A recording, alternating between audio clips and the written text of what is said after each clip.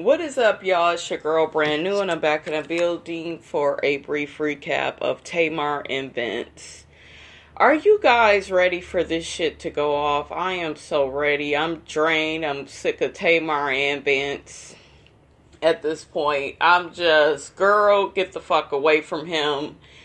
I'm just there with it. It's like, what are you fighting so hard for? The fact that this man has not came to you and was willing to meet you in the middle and was willing to respect your feelings. Like, I don't know. Is that how it is being married? Like, is it really that hard? Like, you are clearly saying you need space. You want a new manager.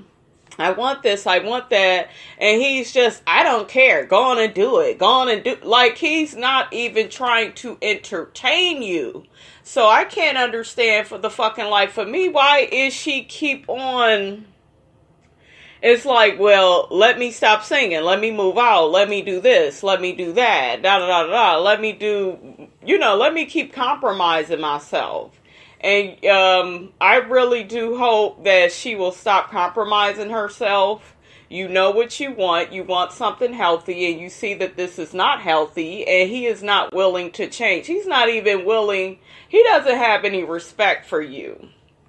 While I was watching this episode, I came upon a couple of themes.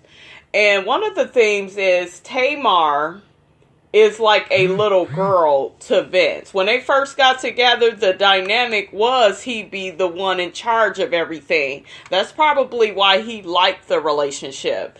Tamar, on the other hand, was allowed to be the free-spirited little girl, no care in the world. Because if you watch her on the Braxtons when they first came on, you could tell right away from her scene she was the youngest. Tamar is a bit childish and immature. She used to be. She has since grown. And now that she's grown and she's kind of figuring things out, I think she's figuring these things out. She's ready to be on some grown woman shit because she herself has changed. See, when you begin to get your shit together, certain shit from your past life, you can't deal with that shit no more because you in a new space. And that is exactly where Tamar is. She knows she's in a new space. She knows she wants a more mature relationship. They've probably been doing this shit for years. Probably been abusing her for years because it's always been that dynamic there. And Vince wants to, if you notice, he wants to deny it, act like it's not there because he doesn't really want to change.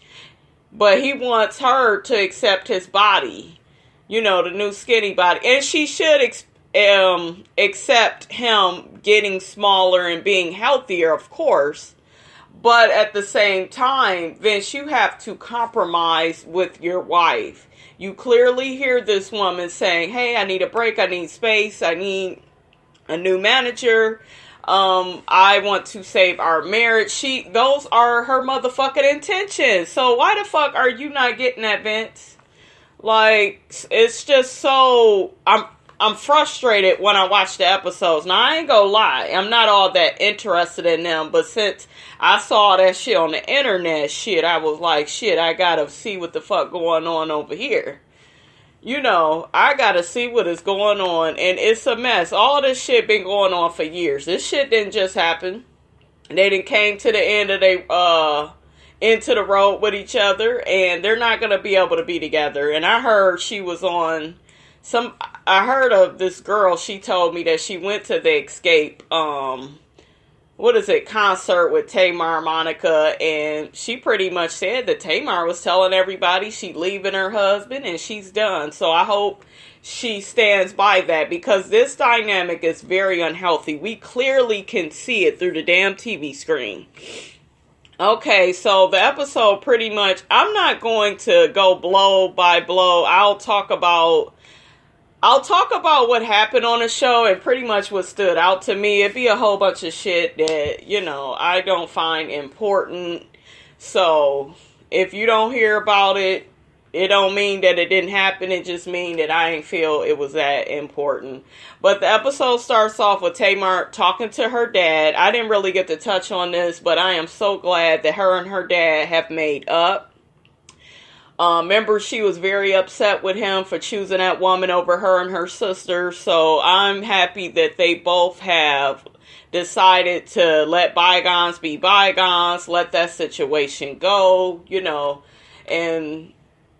and be there for each other now, because now is what's important. You can't change the past. So I'm just so happy they worked things out. And I actually like their dad. I've grown to like him. So that's pretty much what they talk about. And then Tamar talks about how she needs space from Vince. It's too hectic and stressful. We're always arguing. When I come home, I don't want to argue. If he's not there when I get home, pretty much I'm going to have a good day because I don't have to fucking argue with him. So that's what she's saying. And she's just letting her dad know, she need her space, and he's telling her to do that. He was like, you gonna need to make some drastic changes if you want to see things get better. Okay, so y'all gotta try to remember. Y'all know me and my motherfucking memory with shit that is not all that important. But okay, we got Tamar and EJ. They are shopping. I love Tamar with this black hair. Not EJ, James. I really love James too. He's so funny and adorable. He look like he would be cool as fuck to hang out with. And you know what? When I see James, I'm like, wow, what would it be to be around that energy all day that's going to make you laugh and make you feel good? Women, I realize, you guys, and I'm not trying to be too general. I just feel like a lot of women are very negative, and I can't with the motherfucking energy. So if I can find me a cool gay guy to hang around, I'm go do it. And even if he's not gay, it ain't I'm looking for a gay, but that energy. Gay people have some of the best fucking energy to me. They seem cool as fuck to hang with. Okay, so that's pretty much what they were doing, and they had made a joke in the store that James couldn't fit into the stuff in the store, so. Okay, next we have motherfucking Vince, and this motherfucker is really feeling himself. He done lost that weight, and it done made his big ass head even bigger. He talking all this shit, I didn't work with TLC, and I discovered Lady Gaga, I worked with Whitney Houston, I worked with Michael Jackson. He's dropping the names, honey. I didn't work with all these people, and, I'm the best at what I do, and I'm this, that, and the third. Vince has never talked like this, so maybe this losing weight thing, I mean, of course it's good for his health, but did it blow his fucking head up? Because he's just talking in a very, I don't know, braggadocious. I don't like people that talk like that. Like, I feel like even if you are successful in a few areas, don't brag. You can brag if it's yours, and yeah, what he does, it is definitely his. But I'm just saying that be humble, like put some humility in there and just say it wasn't hard. No, not it wasn't hard, but it wasn't easy all the time, and I did what I had to do. Like, tell me a story. You wasn't no overnight success like that. So don't sit up. I don't like all that bragging. So he's talking to his new artists, and he's giving them a deadline on when a song could be finished. That way they could try to put it out, and And he was making some shady ass comments towards Tamar. Talking about if Tamar wants to get another manager, then she could just do that. I know I'm the best at what I do, and I'm this and I'm that. That is so fucking annoying.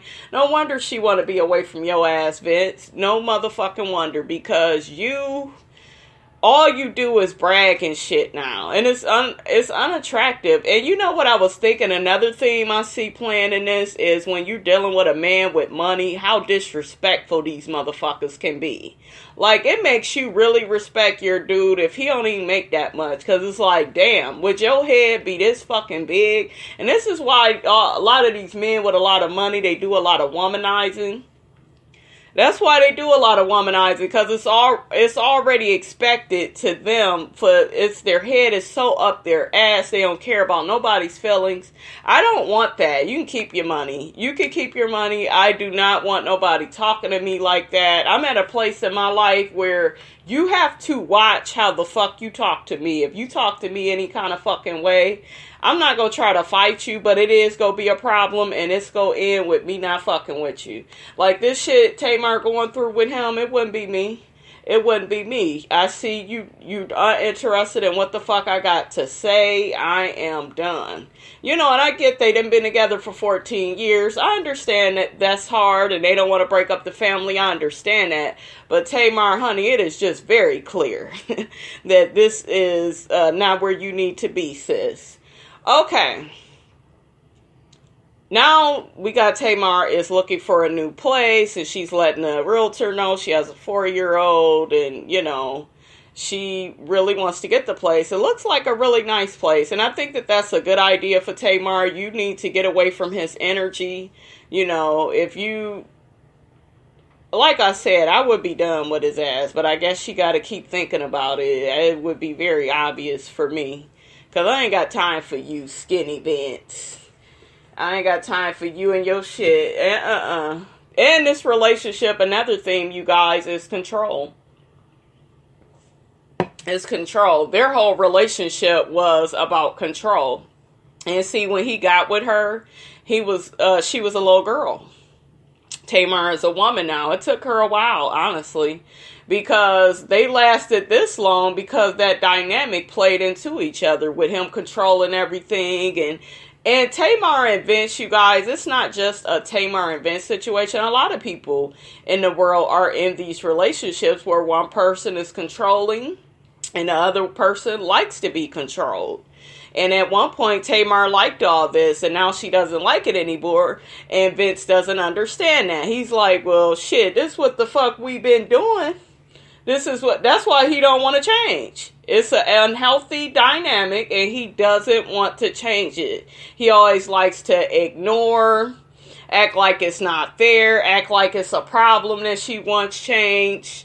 He's always sarcastic about it. He has not wholeheartedly, because I don't think he really loved her like that. I do feel like she's another check for him with all this bragging he does, because he also said that, did nobody know who Tamar was 5 years ago? First of all, you helped Tamar, but Tamar was popping on the Braxtons. Whether you loved her or hated her, you knew who the fuck Tamar Braxton was on that show. She was a breakout star. That's why she has Tamar and Vince. So she is very interesting. I ain't never liked her all like that. Like, I like Nene. That's more or less my girl. But Tamar, I liked her, but she was just too extra. She was too extra. I could deal with her now because I do feel like she has calmed down, quite a bit. So, okay, you guys, let me make sure I talk about everything that I need to talk about. Okay, so they just basically showed Tamar in Atlanta rehearsing with her band, trying to make sure her performance is right. And James comes through with the jokes. That's what happens with that. Next, you got Skinny Vince. Logan is calling you Skinny Daddy Vince. Why? Why you got that baby calling you that? And then I noticed his motherfucking drawers was showing. Vince, we don't want to see your damn drawers. And you ain't got that damn skinny, Vince. You need to calm down. I really do. I'm starting to see, you guys, he is feeling himself too much. And I know if y'all watch my earlier videos, I was like, girl, why you can't be happy for your man? But I still stand by that because Tamar was hating on him losing that weight, in my opinion. But I do see how he's feeling himself too much and he's unrelatable because he was so different from that. See, she can't be with him anymore, you guys, because he's changed as well. And they both can't reconcile those changes in each other. They can't recognize it. That's why they're always fucking arguing. You know what I'm saying? If you can accept that your partner has changed for the better or worse, you can leave. They could actually separate with love. But this whole situation is not built on love. It's built on control. It's built on a lot of different unhealthy dynamics. Okay, so next scene is Tamar in her motherfucking room, sitting on the bed. And she's telling James how Vince took her motherfucking phone and he accused her of messing with another man. And I'm just looking like, Tamar, he is doing a Jedi mind trick on you, honey, and you better not let him get away with that. Because he's cheating. A lot of times when a person is cheating, they'll accuse you of cheating because they're doing shit. So that's pretty much what that was about. And Tamar is just saying, I definitely, this ain't even about the manager no more. Vince took my phone and I got to get away from him. I got to move into another spot. So, and James, he's stunned by everything she's saying. Okay, so next we got Tiny and Tamar. They end up making up. Long story short, Tamar tells Tiny that she has to get away from Vince. She got to get her own space. The manager situation isn't working out, and Tiny was just basically telling her, well, you want to get another manager before you get another husband. And I'm looking like, Tiny, she needs a new husband and a new manager. Because skinny Vince can't do it, honey. He too full of himself to recognize what his wife needs. And Tiny is another one. You look at her and all the shit she do with T.I. And it's just like, I don't want to be judgmental, you guys, but it just wouldn't be me. It just wouldn't be me. It wouldn't be me, all that back and forth shit. All that motherfucker. And I know it takes that for some people to stay together, but to me, T.I. is another person of control. I was sitting there looking at Tiny and I saw that theme of two women that have bonded because they're both are being controlled. T.I. ran the house, told Tiny she ain't have to work, set her up for that bullshit. And she lived her life through that. Now that's why she's so happy, Escape is back, because now she feels like she let her identity go for a man, and you did, Tiny. You that's what you did. And you will suffer the consequences for that, because either a man is going to respect you and give you what he wants, or he ain't. Black and white, that's simple shit.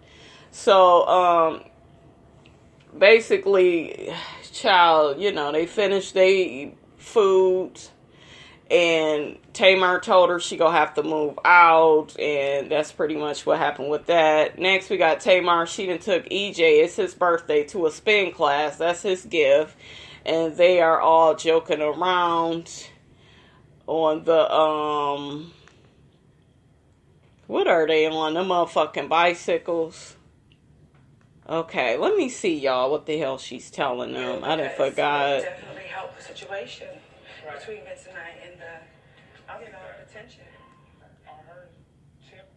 Oh, she was basically telling them, look, y'all, I had to rewind that shit. But yeah, she was basically telling them about her meeting with Tiny, and James was telling her that he's so happy her and Tiny are back cool because, she was the best person for Tamar to talk to for this situation. And she is, because she's in a similar motherfucking situation. But you women also have to realize that if that's the type of guy, see, you're either dating a man for his money or for his character. You're always doing either or. That's why some of these women these men, they got money. They don't mind if you notice. Remember Evelyn Lozada? She didn't mind if Chad cheated. She said that shit. Because I'm getting the money. And she ain't say all, because I'm getting the money. They ain't gonna say all that. But that's why they allow that shit. And it's so fucking annoying. It's so fucking annoying. They allow that. Then they complain and want to play victim. You allow, like, these women. I heard Tamar talking crazy. That's how I knew she was going through it. Because she talking about, I'm going to quit singing to help my marriage. Why? Why would you quit your passion for a shitty-ass marriage where we could clearly see you are being controlled? And you know you are. You know you are. You've outgrown him. He's outgrown you, and it's time to move on. So next scene is EJ and Tamar. Look like they're headed out, but Tamar gets news that Vince was in a car crash. He hit a tree. He's in the hospital. She starts breaking down, and James is there to help her with that. So that's pretty much what happened, you guys, on the Tamar and Vince show. I noticed that this episode had a lot of themes in it, and I'm so happy that this shit is coming to an end, because it's getting to the point where it's draining, but I like to start what I finish and see it through and see how things end. But Hopefully, Tamar, you get that divorce. I wish Vince the best of luck, but this cannot work because Vince needs the only way this could work is Vince getting serious counseling, which his head is so far up his ass he ain't willing to do. He needs to figure out why he's such a controller. See, it's one thing to be one way, and then it's another thing to investigate why you are really like that. That could be a part of you crying out for love somewhere. And I notice he's more sarcastic, more full of himself. He wasn't like that before. Not from what I saw. You know, I always heard he was a monster, but not from what I saw, not from my eyes. So, you know, I just hope everything works out for them, you guys. Season finale is next week, and I will be reviewing that. Don't forget to rate, comment, subscribe. It is your girl, Brand New, and I am out.